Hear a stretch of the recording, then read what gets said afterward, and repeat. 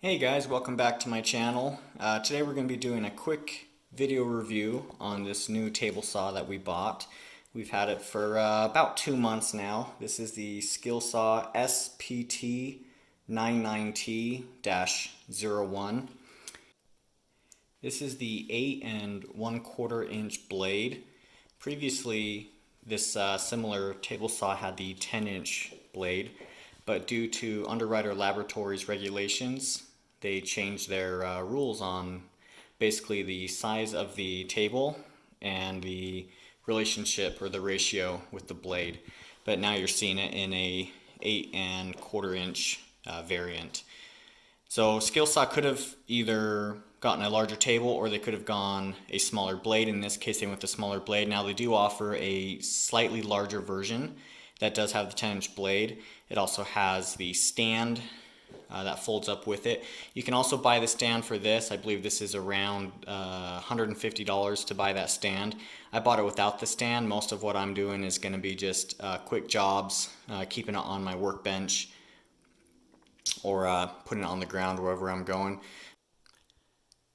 Something I didn't know about SkilSaw until I started researching this table saw is SkilSaw has split into basically two companies now. You have the actual brand SkilSaw and you have the brand Skill. SkilSaw is basically your higher grade professional tools, high quality, a little bit more expensive, and then just Skill is going to be more of your lower end, more affordable, kind of your entry-level tools. So this is SkilSaw. One of the nice things about SkilSaw is that this blade or this table saw features a worm drive. The thing that really impressed me the most is there are very few plastic parts on this thing.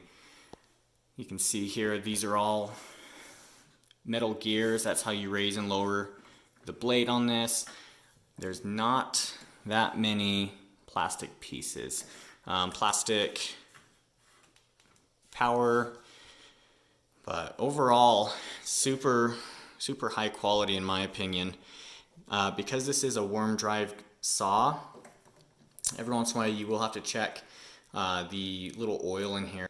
So you basically take that bolt out and you just need to make sure that there is oil on the bottom of those threads, and then periodically you can change that out with however long SkilSaw recommends doing that. But overall, it's still pretty much maintenance free. I was going to go over some of the features on this saw. We're going to do a quick unboxing video of it, and as we do that unboxing video, I'll just talk about some of the features. Okay, so some of the features here. It has a 5 horsepower, 15 amp.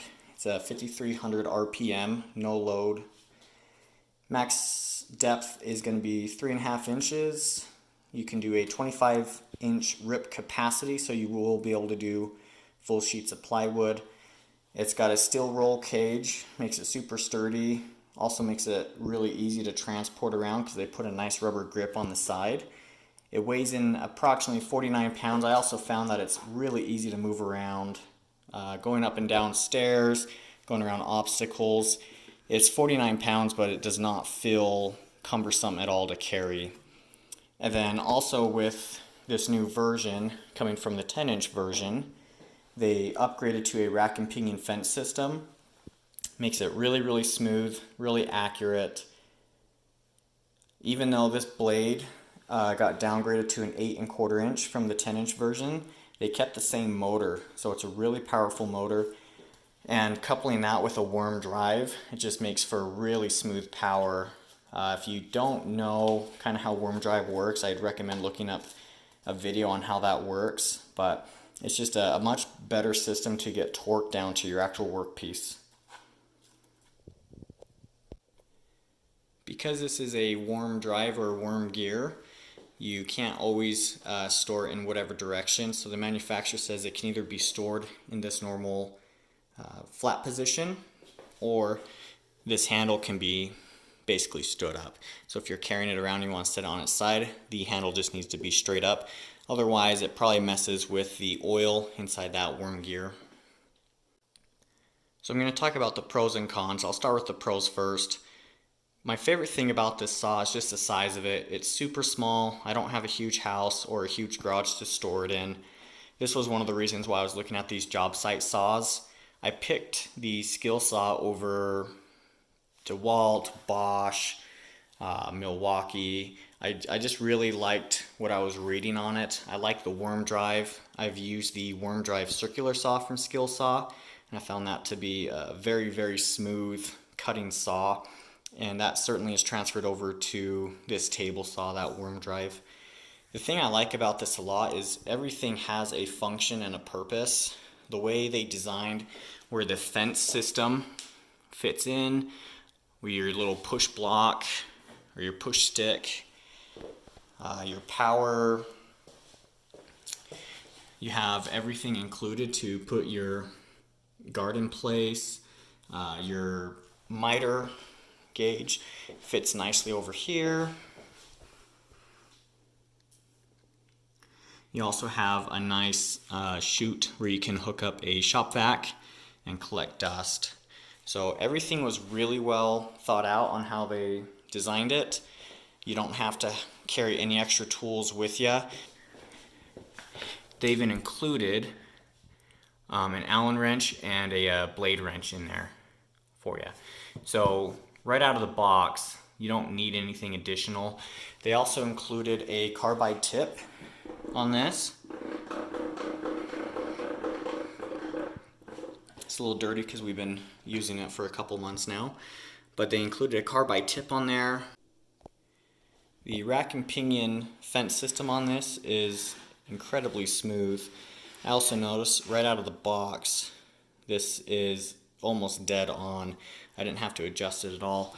But with the rack and pinion, you can see this front gear, then in the back, and makes it incredibly smooth. There's two mounts, basically, how you can put this fence. This is the closer mount, and you can also flip it to this outside one. And what that will do, allow you to take this arm, flip it up, and then once this is extended out, that'll drop down and that'll hold your workpiece. Like that. And that's how you get your full rip capacity out of it. So super nice, I really like that.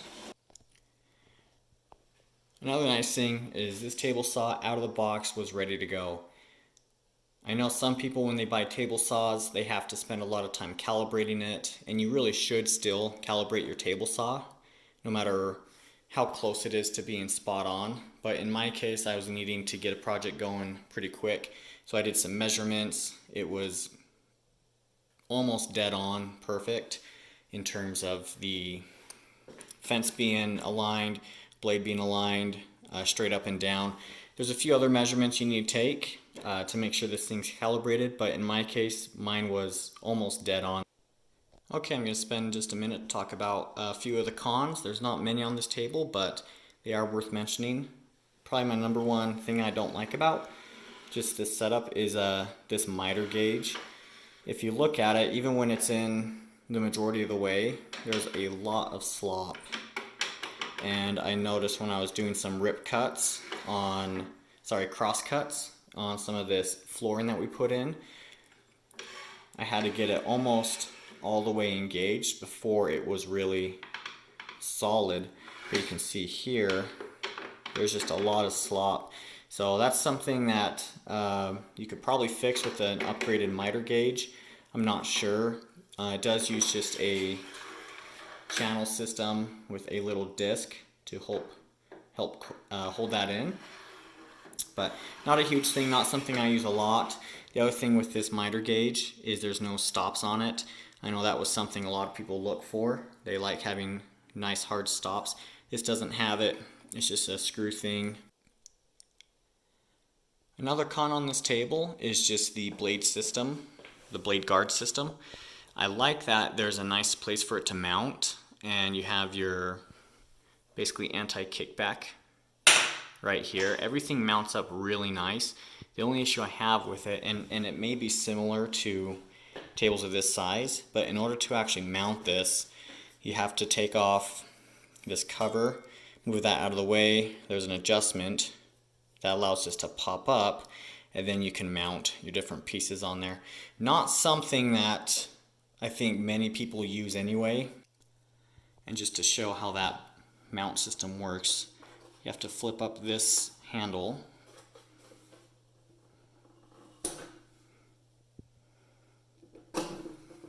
That lifts all the way up and over to lock it in place.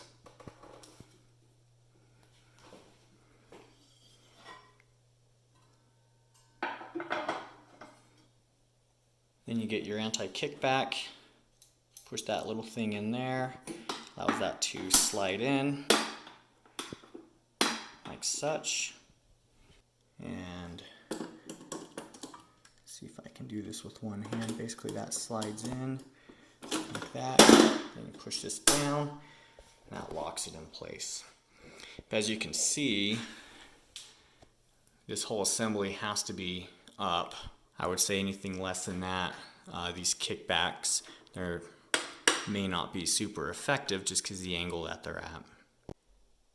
So in closing, I really like this table saw. I would absolutely buy it again. I would also recommend it to anyone looking for a small job site saw that doesn't want to have to carry around something too heavy. At 49 pounds, this thing's really maneuverable. I don't feel like SkilSaw cut any corners on this build. As I said before, everything's metal, very few plastic parts. When comparing it to the DeWalt had some really nice benefits over the old version of this, such as the rack and pinion fence system. Now SkilSaw has implemented this on this saw, and you have the worm drive that goes with it. I think this is an excellent option, and I highly recommend it. So thanks for watching.